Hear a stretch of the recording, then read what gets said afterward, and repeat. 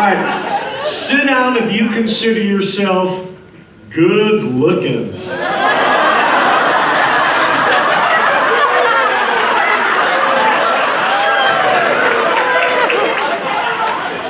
I should add one. Sit down if you're conceited. My final one would be sit down if someone around you just lied. But you all sit up. Give yourself some. Oh my God. That has never happened. 100% go, yeah, baby, you told me. That's great. You know, I love working in children's ministries.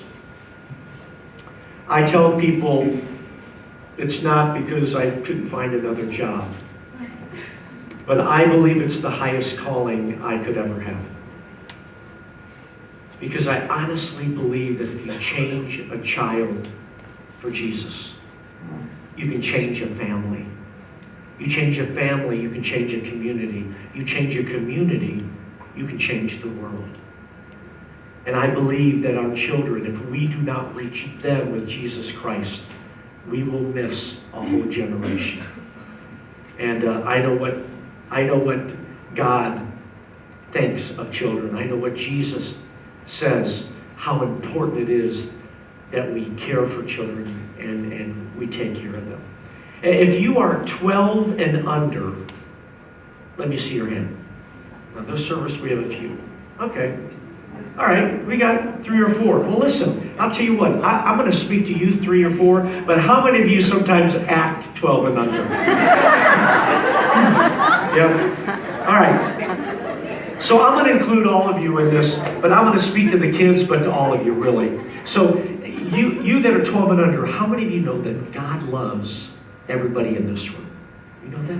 Yeah. How many of you think He loves everybody in Indonesia? Yeah. In Asia, Europe, Africa. Let me make it easy. How many of you know He loves everybody in this world? That's right.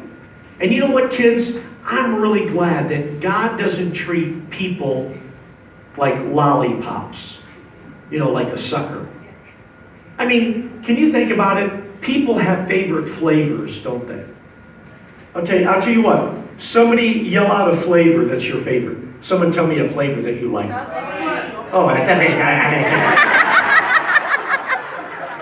word. I thought I was back in Thailand.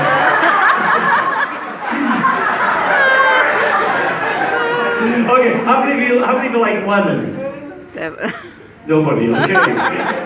Grape. All right, few of you. Apple. Oh. Orange. Lime. Root beer. Coca-Cola. How about not sweet, but sour? You like that? How many of you like bubble gum?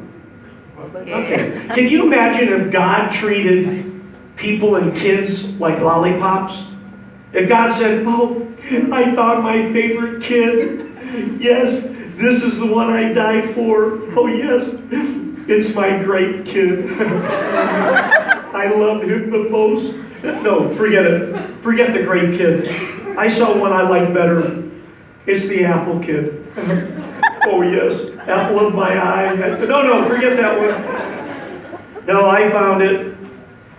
Aren't you glad I chose this one?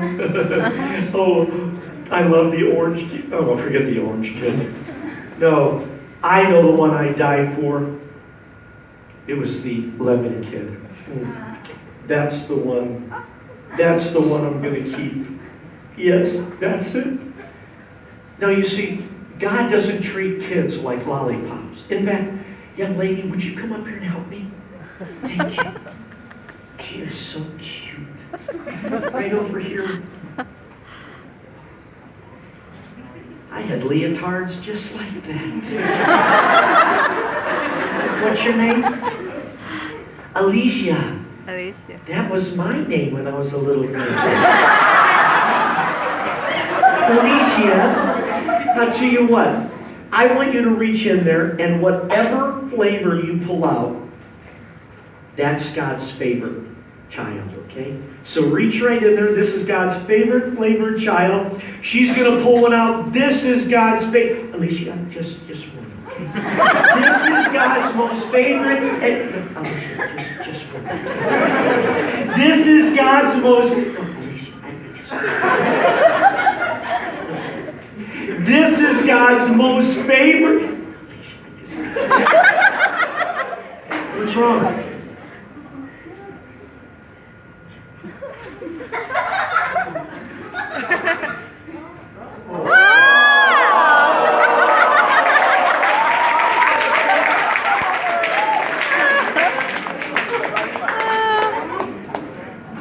You know what? She is exactly right. God doesn't have just one favorite. God loves everybody. And Alicia, I want you to know that He especially loves you. Give her a big clap.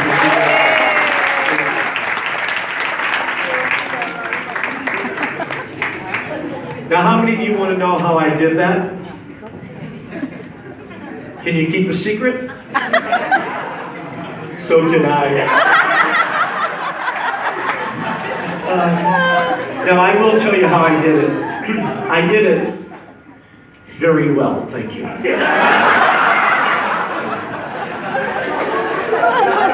Well, I told Pastor, when I saw what you're doing for Easter, it's amazing. Most Easters, I'm not here. I'm somewhere doing a musical, magical program that draws people in at Easter. And I said, I would love to come back to Medan, and next time you do that in the mall, I would love to come and do a performance. So we'll see what happens. We'll see what happens. You know, I told you that I come from a family of 7 total. And my son Clayton is 33. And when he was a year and a half old, he came down with what is called thrush. It's an infection with blisters in your mouth, your throat, and your stomach. He was hospitalized, got out, was still sick. We put him in his crib. In the middle of the night, he got out, moved into our bed. And as he fell asleep, I heard my wife scream, "Oh my God, turn on the light, turn on the light!" And when I turned on the light, Clayton had gone into a seizure. I had never seen a seizure. And I'm looking at my son with his eyes wide open, but they're rolled up to all you see are the whites. I see him shaking uncontrollably, and I grabbed that body, and then it went limp with the eyes wide open. And I thought he was dead. We rushed him to the hospital. They began to work on him. The doctor came out after a while and said, "Look, he should be okay. He's had what I call a grandma seizure. It happens with high temperature. When it comes down, we'll give him back to you." So at 4 o'clock in the morning, they handed our son back. We put him in the car seat, snapped him in, and as we pulled out of the hospital onto the road, he went into a second seizure. And we rushed him back in. And they began to work, and Debbie and I were scared to death. And the doctor came out and said, "We think he'll be fine. We got to get the temperature down." And as a young parent, I was scared, and I looked at him and I said, "Doc, how am I going to know that when my child's laying in his crib at home and he looks like he's peacefully sleeping, how do I know that he's alive or dead?" And he just kind of smiled and said, "Let me tell you how you will know if he's alive." Well, I've got to tell you that 2.5 years went by. Nothing else happened. And when Clayton was 4.5 years of age, he was in the house, and Debbie and I walked in the front door just in time to see him look at us. His eyes rolled up, and he fell back on the carpet. And I rushed over, and I grabbed that body, and I lifted it, laying limp. "Clayton, look at me." No response. "Clayton, look at me." No response. And then I remembered what the doctor said. If I want to know whether he's dead or alive. And I reached down and found that main blood vessel in his neck. And when I touched it, I could feel the beat of the blood. I knew there was life. I put my hand in front of his nose and mouth. I could feel the air coming in and out. And then I thought of something. I looked at that limp body and I said, Clayton, if you're playing a trick on mommy and daddy, you stop right now or you are in big trouble. And those eyes rolled around. A little grin came across his face and he said, Daddy, I was only playing. He acts just like his mother. But how did I know he was alive? It's when I touched the blood. There was something there that was beating. There was something there that was saying, this is real. This is consistent. It is life. It's not death, but it's consistent. It's the same. It's the same. This is life. Do you realize today that there are people walking around Medan? There are people in Asia, in Europe, in Africa, in the United States, everywhere that are walking around today saying, what can I touch that will give me life? What can I touch that when I reach up and grab it, it's not a high today and then a low tomorrow? But what can I grab a hold of that when I grab it, it says, oh, this is life. It's real. It's consistent. It's not changing. It's the same yesterday, today, forever. It's real. And that's Jesus Christ. There's a saying that says you can lead a horse to water, but you can't make it drink. But can I change it today to say that if you don't lead a horse to water, he may never have a chance to drink?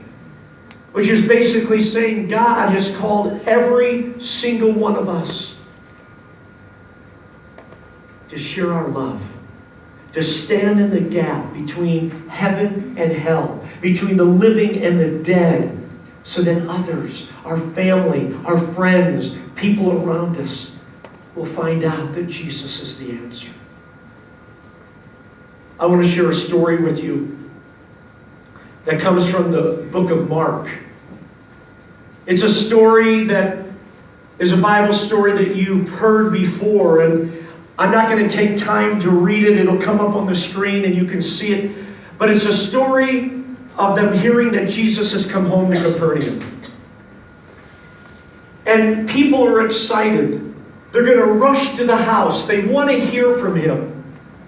And you know, in those days, when they built their homes, they built their home as close to the path or the road that people traveled, because they were an open society. They would never close their doors unless they needed purpose, privacy. And you know the story, that it says that Jesus comes to Capernaum, and all of a sudden, people are going to the house to hear him speak, that there's even no room. Every door, every window, every place is taken. And it begins to talk about that there's a paralytic, there's a paralyzed man. This paralyzed man, they say that he was paralyzed, but he could feel pain. And it was so excruciating that the only way to be relieved of the pain was death. And you read the story of how 4 men pick him up and they take them to where Jesus is. They get there, they can't get in, so they go around and they climb up the stairs. You see, their homes were with a flat roof, and they would have stairs that would go up on top, and that's where they many times would entertain people. But here are the 4, they carry this man up the stairs. They start tearing the roof apart, and they lower this man to Jesus. And you can see that the Bible says, that Jesus says, because of your faith, this man, his sins are forgiven. And some of the people look around and goes, oh, who's this man that can say that? That's blasphemy. And Jesus says, what would be easier for me to say, your sins are forgiven, or to heal the man? And so you'll know that I have the power, he looks at man and says, get up, take up your mat, walk out. And he gets up, he walks out. And people are going, we've never seen anything like this. And it is a great story. You read it in Mark. It's a great story that shows the power of Jesus, of the doing the impossible. But I want you to see that this story, you would have never seen the impossible. You would have never seen his sins forgiven if it wasn't for verse number 3. Verse number 3, and it says this, and they came bringing to him a paralytic carried by the 4 of them. The 4 of them. You know, these men's names are not even mentioned. All they say is that he's carried by the 4 of them. But do you understand, because of the 4, this man's life was changed forever. These men had to have something in their life that I believe have to be a part of our life if we want to see miracles happen where you live today. You see, first of all, these men are getting ready to go. You can see them going, hey guys, come on, throw on your robe. We got to go. Jesus is there. If we don't get there, we're not going to get close enough. And they walk out. They're ready to take off. They close their gate and, whoa. Hold on. Guys, there's a crippled man. He's laying up against the other fence. Look, and he's begging for money, but I don't have anything to give him. But guys, we can't leave him there. We've got to take him to Jesus. We've got to do something. These men are moved with compassion. Compassion. What is compassion? You look in the dictionary what compassion is, and this is what it says. Compassion is a feeling of deep sympathy and sorrow for another who is stricken by misfortune, accompanied by a strong desire to alleviate the suffering. In other words, I've got to do something. That is what compassion is. I've got to do something. It's one thing to say, man, that's a poor situation over there.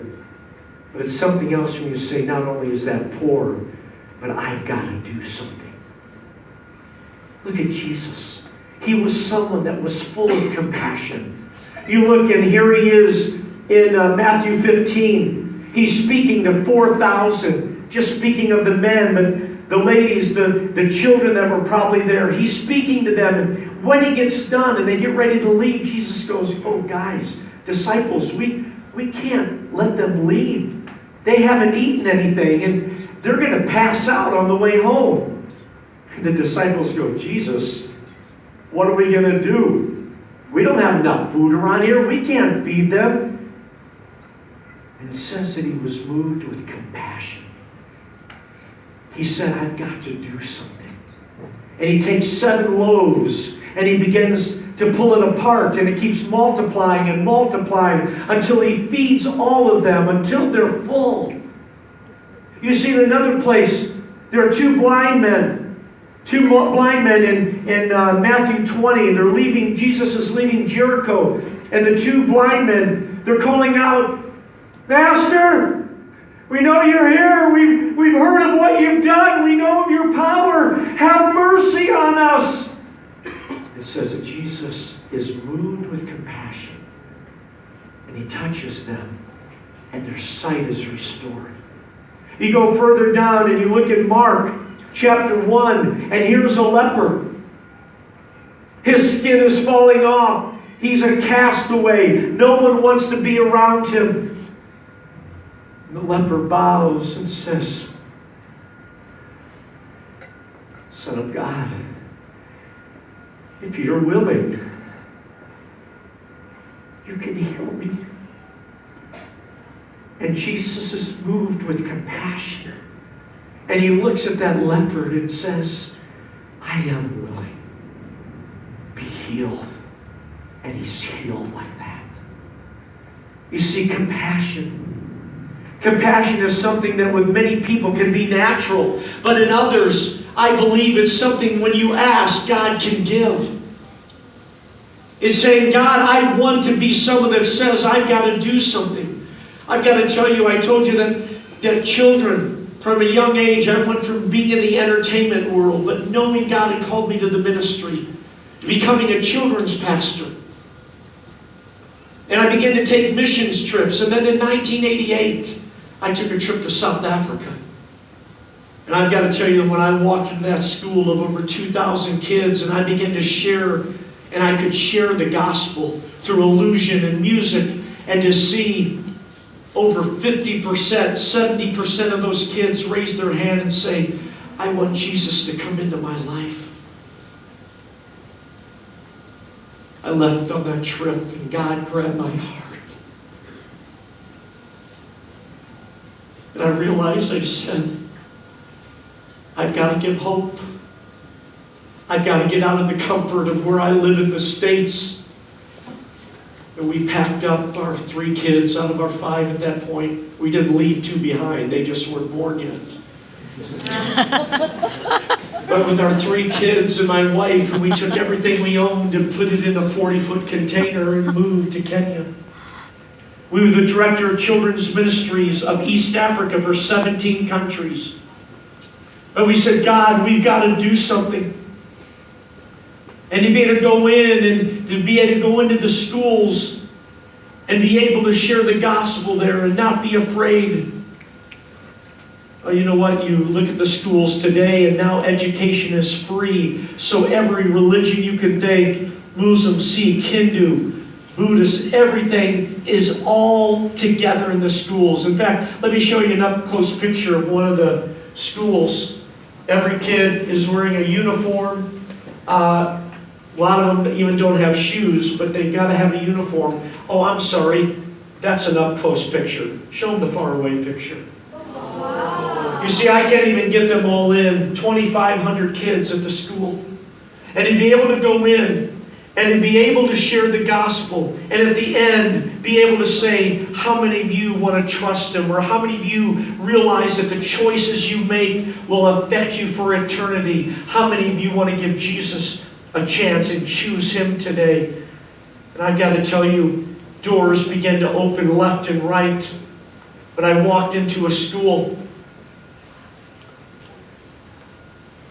not only in Africa, but I go into schools like in China, in Mongolia, and in some of the places I can't share the gospel, but I share every moral and value and every character, and I will talk about choices will affect you for eternity, but I can't tell them about God. But how many of you know that when you walk around with Jesus in your life, there's a light that is shining wherever you go? And to go into places like Mongolia, to go into places like China, you see, what we want to see happen in every single life is the kids bow their head to accept Jesus. This picture you're seeing behind me, I did not even know my wife was taking video. It's a blurry picture, but you'll understand why I wanted you to see it. Here I am in a school with every religion possible in this Kenya school. I'm talking about trust and believing in Jesus with all of your life. And at the end, I say, how many of you are willing to give Jesus a chance in your life? The headmaster came up afterwards and said, I couldn't believe all the kids accepted Jesus, but did you see what happened in front of you? And I said, no, I wasn't paying attention. He said, standing in front, when you said, how many of you will raise your hand to say, I want Jesus? Standing in front of me, he said, were 4 girls of a different religion, with their arms crossed, looking at me. And when I said, how many of you will accept? 3 of them looked at each other, shook their head no to me. And then they looked at the one standing to their right. And when they looked at their friend and she looked back at them, looked at me.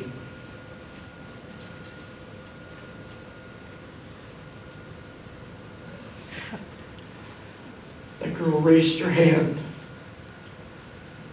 And my wife got a picture of her bowing her head to say, Jesus. I got to give you a chance in my life. God, forgive me of everything I've done wrong. Jesus, be my best friend. And that girl accepted Jesus. She came back to school the next day, and the headmaster called me and said, I just want you to know that Mary came back and she was beat up profusely. She said her family said, you will denounce what you did or we will beat you every day. That was 2.5 years ago, and a half a year, 6 months ago, I was back in Kenya. I went back to Bidii Elementary, and when I got done with the program, I saw Mary, and I called her over. And when she came over, I said, Jambo, hello. And she just put her arms around me. I said, how are you? And she whispered in my ear, I'm still serving Jesus privately, but I love him with all my heart. You know what? That's what compassion does. People would say, why would you take your family? Why would you move to where it's dangerous? Why do you go to places like Sudan? Why do you go into China and do underground kids crusades knowing that if the police find out, you could be taken to prison? It's because every person deserves a right to know that God loves them. And compassion is what drives that. You see, these men were full of compassion. They said, we've got to do something. And they pick him up and they begin to carry him. And people are starting to come back. And maybe one of them said, is it over? And they said, no. You can't even get close to the house. You can hardly hear what's going on.